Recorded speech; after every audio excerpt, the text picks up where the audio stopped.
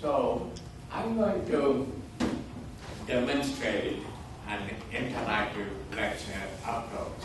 I'm going to put on my hat, my day job personality, which is a professor at a university, and I'm going to give you a deadly dull, boring lecture about metacognitive schema. And pay particular attention, don't disregard it. I will try to put it in lay people's terms. And because if you're not paying attention, at the end of the lecture, you'll be publicly humiliated. That is going to be an interactive review exercise. Everybody ready? Okay, welcome. I would like to share with you my 92 years of experience and some of my findings from meta-analysis of training techniques. And I have an approach to training which is as simple as ABCD. It stands for Activities-Based Curriculum Design. ABCD, Activities-Based Curriculum Design. It has as its foundation this principle. Anything you teach can be taught through an activity. And many of you may want to object to that statement and challenge me, but you'll have to get your PhD before you can do that. So activities-based curriculum design. And here is the fundamental axiom. I'm pushing it a little bit more, and I'm also saying you must use activities if you're teaching something important, something a matter of life and death, and like chemical additives, you should use an appropriate activity. You can do it, and you should do it. And why am I saying this? Because if we summarize all of the research in cognitive sciences, all of the research in the field of learning theories for the last couple of 100 years, they all support the finding that people learn through active participation, not through passive reading. And there are some important laws of learning. One of them is the law of practice and feedback. How do you go to Carnegie Hall? Practice. Very good. And practice by yourself is not enough. You've got to get corrective or confirming feedback. If you practice, you get perfect in whatever you're practicing. Or what you're practicing could be the most dysfunctional thing. So you've got to practice, you've got to get some feedback, and you've got to correct it. So far, so good? Hello, Paige. Good. What's my name? Okay. She's whispering. That goes good. My name is Resourceful. That's my real name. So what's my name? Good. This shows it's not providing content which makes people learn something. You need practice. You need feedback. We'll get back to that. The second law is law of contextualized learning, which basically says on-the-job training is the best way to learn. If you're training a bunch of tellers on how to give customer excellence, don't do it in a stupid classroom. Do it in a teller's cage. It should be on the job. Don't come up with contrived examples like today we got Bill Clinton trying to cash a check. But have them actually face real customers, real checks, and things of that nature. That is contextualized learning. If you're teaching about chemical additives, give them chemical additives and don't give them a formula and say this is an anhydrous carbon compound or something like that. Let them test the chemical additive. Let them, and if you're teaching people how to drive a car, put them behind the wheels of a car. This is contextualized learning, and if you use activities, it becomes much more contextualized, because in real life, you don't go through life answering multiple choice questions or asking multiple choice questions unless you are in a fast food job. Okay, and the third approach, third law, is the law of tacit knowledge. In things you do, that is a high context part, that is verbalizable knowledge. By the way, you can teach everything about being a good teller, doing customer excellence to your teller. That does not guarantee he or she will be able to do that, because that is a street learning, that's an experiential learning component. I, in my misspent youth, was a magician. I knew how to saw a woman in half. She now lives in Toledo and Indianapolis. Because I knew the theory about it, and in doing magic, it's not the mechanics, it is the pattern, it's the misdirection, it's the presentation, it's being able to focus on the most gullible person in your audience. So that is tacit knowledge. But would you all like to learn how to make lots of money and join the 1%? Yeah. Oh, very simple. Write it down if you want. Buy low, sell high. And that's all there is to it. Nothing more. So that is the knowledge, high context knowledge, knowledge in terms of words. But I have been trying to apply it for the last 20 years, and I end up buying things only to find that it goes low the next day. And I specialize in buying high and selling. So that's the difference between your intellectual, logical understanding and your tacit understanding. All of this brings us back. If you want to get tacit understanding, let them do a role play. And they learn much more than being told there are 4 steps in establishing a rapport with the customer. And so that is the activities-based curriculum design, which brings us to a recommendation. If you are an instructional designer, if you are a trainer, stop designing content, design activities. That is your job. That is your karma. That is your destiny. You should be designing activities and not content. Like I said, if you are teaching people how to be leaders, or 75,000 books you can get within 2 days by doing time, actually 1 day by doing time shipping from Amazon.com. You can get all of them. They are currently available.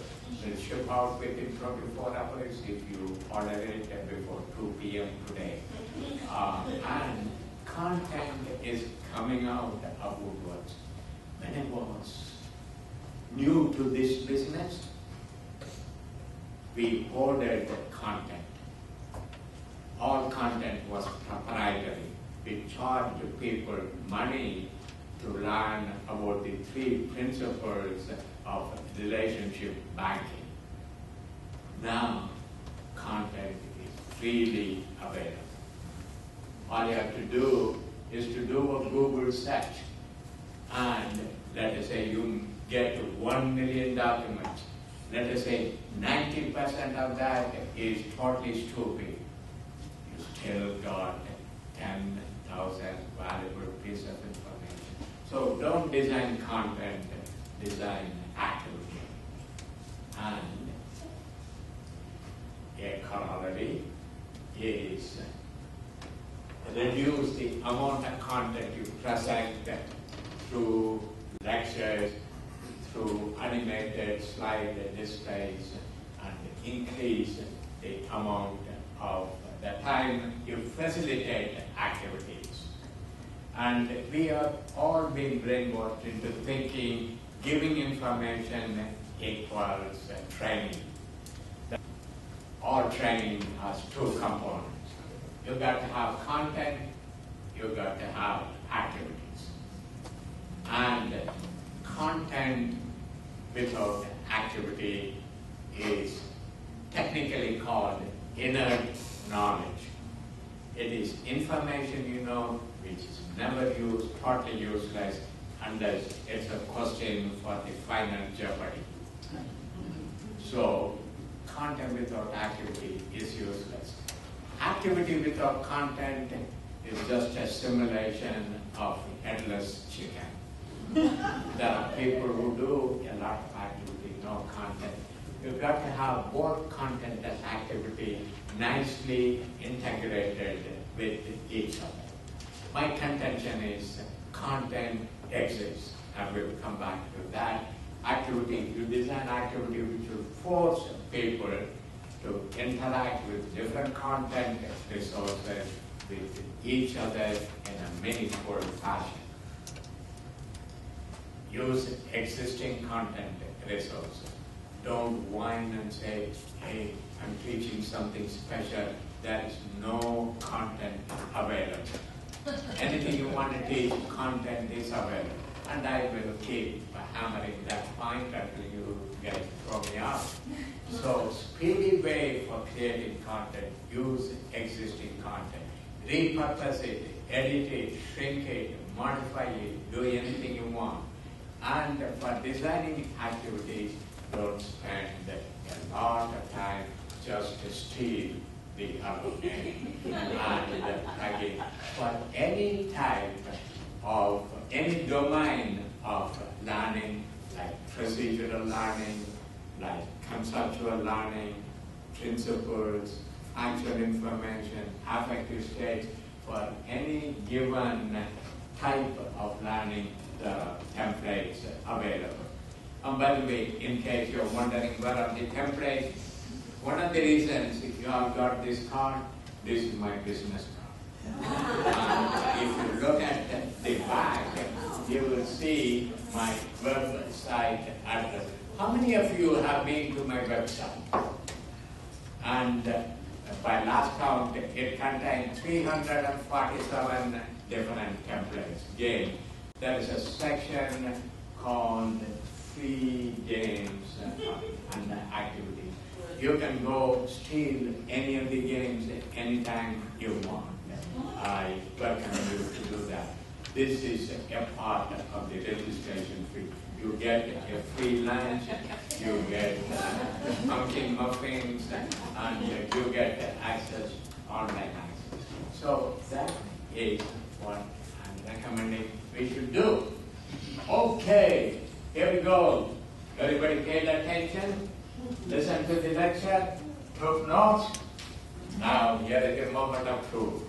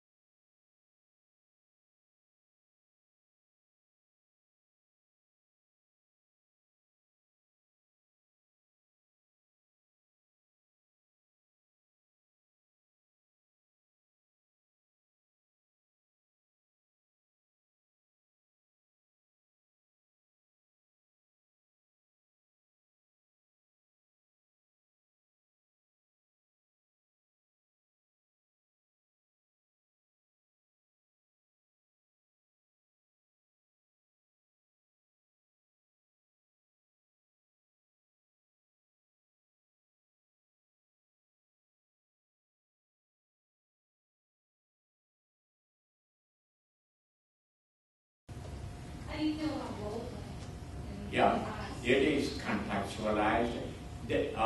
Desiree's question was, how do you think about role playing? By the way, if I were role playing a lecture, I would say we'll talk about it at 10:17. It's almost 10:17. Yes. So that makes it much more contextualized. In Chicago, at Harris Bank of Montreal, we taught the trainers how to handle it. And we used a lot of role play with this change. They were role playing with real customers. We brought in a customer, and this is like saying, here is Denise, she's a trainee, she's going to help you type of a role play, rather than role playing Denise and you role playing, and you can never be as dysfunctional as a real customer. That's all. Hello. Just had a question for you. I used to work in a medical school and a nursing school, and you really do diagnose something, you need to know a lot of stuff. Why? Because, well, you certainly need to be able to work with it, but in order to know Yes, systems and definitely all like work with it. what would you suggest one does? At 10:17, I will go through. Okay.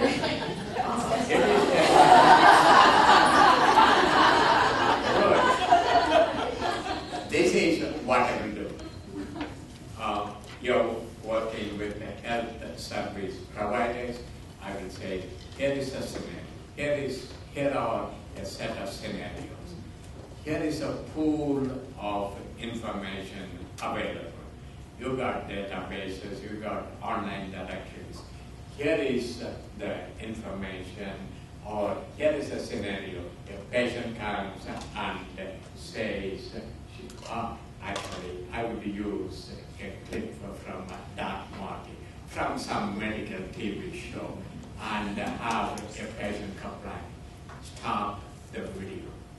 You got all the information you need. Do a diagnosis. What would you test? What would you do? This is like learning how to use Microsoft Word. Don't learn how to use one memo item at a time. Learn how to send out a memo. And have a task which makes you wrap around all of the content. So that is how I will begin. And to the earlier question on, I'm working with a bunch of engineers, they don't want to play games. It's very simple. I won't call it a game. I will call it a modified Delphi technique.